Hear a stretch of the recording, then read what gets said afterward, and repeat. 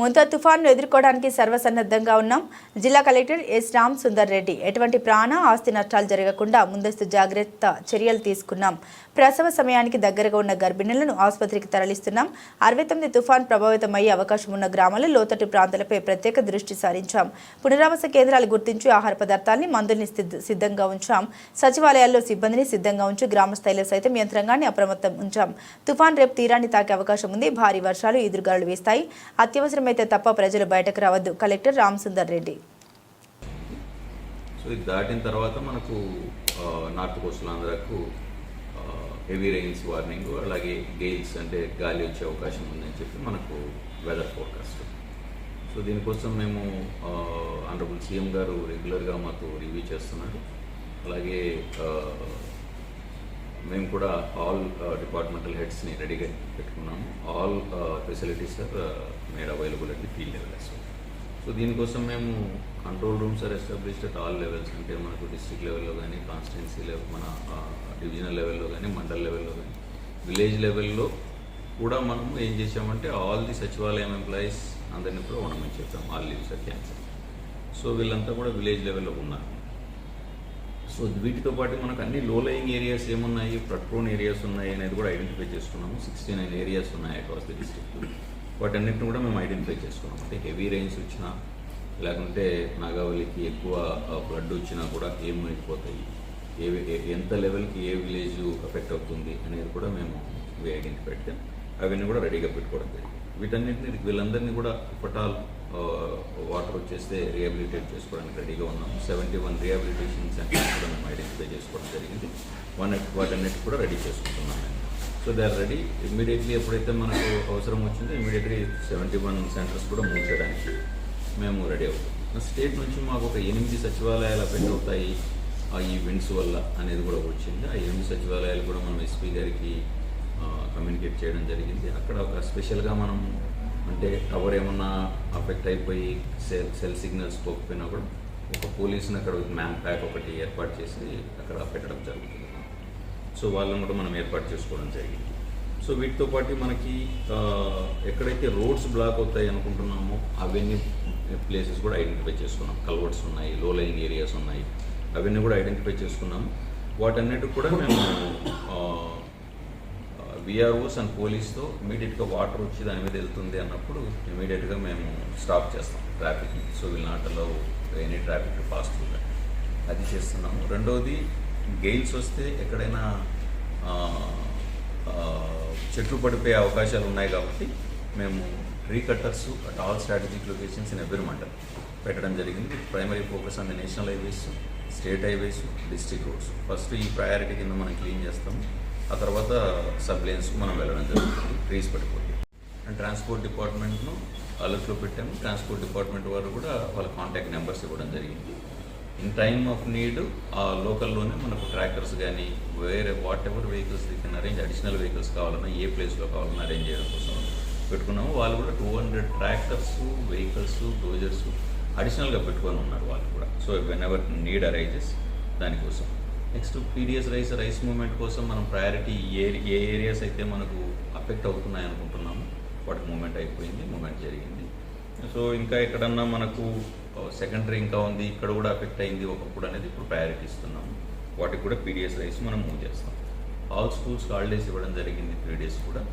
Hostels అన్నీ కూడా ఏవైతే ఉన్నాయో సోషల్ వెల్ఫేర్ కానీ, ట్రైబల్ వెల్ఫేర్ కానీ, బీసీ వెల్ఫేర్ కానీ, ఐసిడిఎస్ కింద ఉన్న హాస్టల్స్ కానీ, మోడల్ స్కూల్స్ కానీ, అన్ని హాస్టల్స్ కూడా మనము instructed them that children should not be allowed, బయటికి అలౌ చేయకూడదు వాళ్ళని. All hostel staff should be there and 1 week సరిపోయిన రేషన్ అంతా కూడా నేనే ప్లేస్ చేయడం జరిగింది. సో అవన్నీ కూడా మనకు ఫీల్డ్లో ఉన్నారు. సో క్రాప్కి వచ్చేప్పటికి మనకు నౌ మినిమైజింగ్ ది డ్యామేజ్ కోసమే మనం మెయిన్గా చూసుకోవాలి. సో మనకు స్టేట్ గవర్నమెంట్ నుంచి ఏ క్రాప్కి ఏం చేయాలి అనేది మినిమైజింగ్ ది డ్యామేజ్ చెప్పారు. సో వీటన్నిటిని కూడా ఈరోజు మనము విలేజ్ అగ్రికల్చర్ అసిస్టెంట్స్, ప్యాడీకి అయితే ఏం చేయాలి ఇవన్నీ కూడా ఇన్ఫర్మేషను పాస్ ఆన్ చేస్తున్నాం మనము. సో దట్ మనం క్రాప్ డ్యామేజ్ మినిమైజ్ చేస్తాం. ఇరిగేషన్లో మనకు మైనర్ ఇరిగేషన్ ట్యాంక్స్ ఎక్కువ ఉన్నాయి. అండ్ ఏదైతే డ్యామ్స్ ఉన్నాయో వాటి నుంచి రిలీజెస్ కూడా మనం చేస్తున్నాము. ఎందుకు రిలీజెస్ చేస్తున్నామంటే మనం కొంచెం బఫర్ పెట్టుకొని ఇప్పుడు టాల్ ఫ్లడ్ వచ్చిందంటే కుషన్ లాగా ఉండడం కోసము బఫర్ పెట్టుకుంటున్నాము. సో రిలీజ్ చేస్తున్నాము. బట్ ఈ ఏదైతే ఎంఐ ట్యాంకులు ఉన్నాయో చిన్నవి కాకుండా కొంచెం medium size which can inundate ఆ ఏరియాస్ ఇనండేట్ చేసే ఏరియాస్ అన్నిటిని కూడా ఐడెంటిఫై చేసుకోవడం జరిగింది. వీక్ ఉన్నాయి అన్న వాటిని అన్నిటిని కూడా మనం అక్కడ ఏఈస్ని పెట్టడం జరిగింది.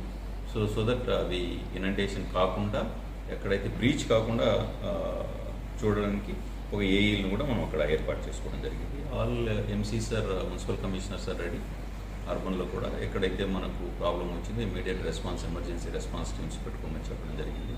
అందరూ కూడా ఎమర్జెన్సీ రెస్పాన్స్ టీమ్స్ను ట్రీ కట్టర్స్ను సాస్ని పెట్టుకోవడం జరిగింది. అండ్ డ్రింకింగ్ వాటర్కి వచ్చేప్పటికి మనకు ఆర్డబ్ల్యూఎస్ వాళ్ళను ఎంపీడీఓస్ను ఇన్ఫార్మ్ చేయడం జరిగింది. రెండు విధాలుగా, ఒకటి డ్రింకింగ్ వాటర్ అవైలబిలిటీ ఉండాలి, రెండోది క్లీన్ డ్రింకింగ్ వాటర్ ప్రొవైడ్ చేయాలి. Again it should not lead to another water contaminated disease రాకుండా చూసుకోవాలి. సో అది కూడా చాలా క్లియర్గా చెప్పడం జరిగింది.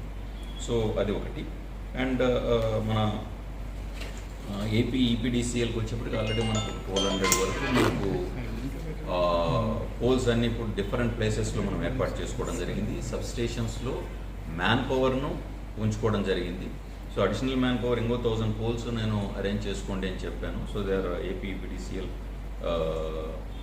ఏసీ గారు is on the task and you will get another 1000 poles తీసుకొని వస్తానని చెప్పారు.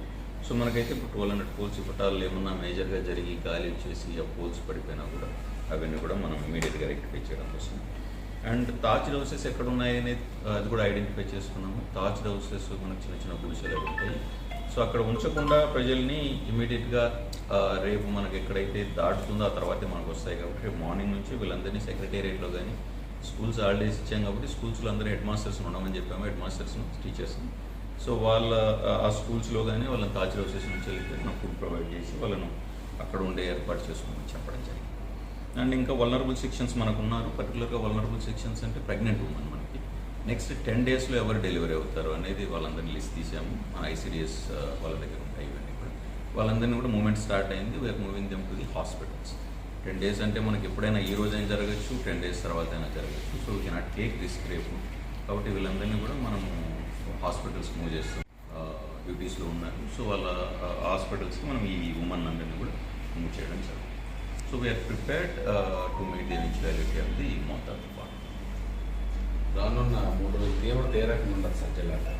సో ఇప్పుడు తుఫాన్ అనేది మనకు మ్యాక్సిమం వస్తుందనే దాంతో మేము రెడీగా ఉంటాం. సో తుఫాన్ ఎలా మూవ్ అవుతుంది అనేది మనకు తెలియదు కాబట్టి ఇంకా as of now it will strike Kakinada. ఆ తర్వాత ఎలా మూవ్ అవుతుంది, నార్త్ సైడ్ మూవ్ అవుతుందా, వెస్ట్రన్ సైడ్ మూవ్ అవుతుంది అనేది మనకు ఫర్దర్గా వస్తుంది. ఇంకా 2 రోజులు ఉంది కాబట్టి సో మనకు వచ్చేదానికైతే మ్యాక్సిమం దానికి మనం రెడీగా ఉన్నాం. సముద్రంలో చేపలు వేటకి వెళ్ళిన మత్స్యకారులు అందరినీ వెనక్కి తెచ్చేసాము. నిన్ననే all the fishermen over and seas వాళ్ళందరినీ తీసుకొని వచ్చాము. ఈరోజు మార్నింగ్ కూడా మేము వెళ్ళి ఆ విలేజెస్కి నేను ఎస్పీ గారు ఒకసారి చూసుకొని ఆ విలేజ్ ఫిషర్మెన్ ఎల్డర్స్తో మాట్లాడాము. అందరూ వెనక్కి వచ్చారని వాళ్ళు కూడా చెప్పడం జరిగింది. వేరెవరు మనకు స్విమ్మర్స్ అవసరం ఉన్నారో ఆ స్విమ్మర్స్ని కూడా రెడీగా పెట్టుకున్నాము. ఈ పట్టాల మూవ్మెంట్ అవసరమైతే ఇప్పటికైతే మనకు ఆల్మోస్ట్ 60 members దాకా స్విమ్మర్స్ మన దగ్గర డిఫరెంట్ ప్లేసెస్లో రెడీగా ఉన్నారు. పట్టాలు నీడ్ అరైజ్ అవుతే రెస్క్యూ కోసం